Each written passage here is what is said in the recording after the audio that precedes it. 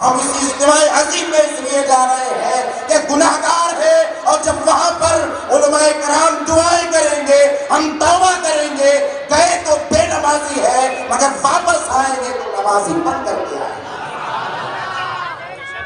حضرات، اگر یہی آپ کا خیال ہے، ہمیں رسول اللہ کی عادت سے محبت ہونی چاہیے۔ سرکار علیہ السلام کے جانثار صحابہ آقا علیہ السلام کی گفتگو کو جب سماعت کرتے تھے تو اتنے سکون کے ساتھ، اتنے اطمینان کے ساتھ سنتے تھے کہ ان کے سروں پر پرندے بیٹھ جاتے تھے۔ ان کے ہمارے پاس کے ذوق شوق نہیں رہا۔ حضرت امام بخاری رضی اللہ تعالیٰ عنہ حدیث پاک کو تحریر فرمانے سے پہلے غسل فرماتے، نماز ادا فرماتے اور اس کے بعد میں جو ہے حدیث کو تحریر فرماتے۔ آج ہمارے پاس سے وہ ادب، وہ احترام رخصت ہو گیا ہے، ہم اصل کو چھوڑ کر نقل کی طرف آ گئے ہیں۔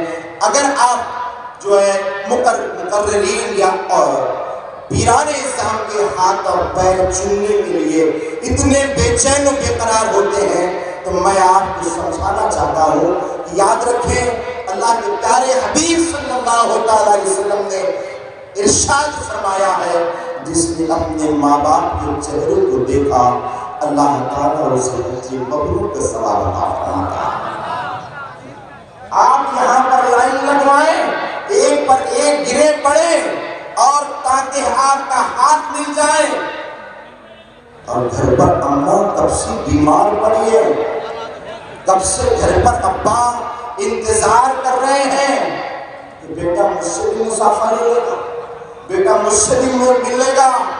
کئی حدیث پاک میں اتنے پورے علماء کو ذمہ دار بنا کر میں کہہ رہا ہوں، کئی حدیث پاک میں یہ نہیں آیا کہ کسی شخص کو دیکھنے کے بعد اسے حج مبرور کا ثواب ملے گا، مگر یاد رکھیے وہ ذات آپ کے گھر میں ہے۔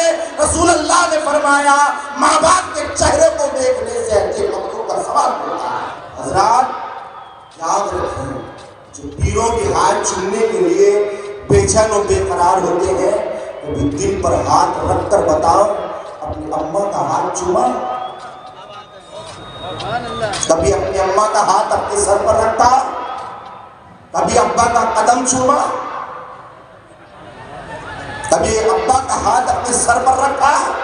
اگر یاد رکھو، آپ اپنے گھر سے نکلتے وقت اپنی بوڑھی ماں کے قریب جائیں، سلام کریں، خیریت پوچھیں اور کہے اماں دعا کر دے، وہ مائی اپنے سر پر ہاتھ رکھ دے گی۔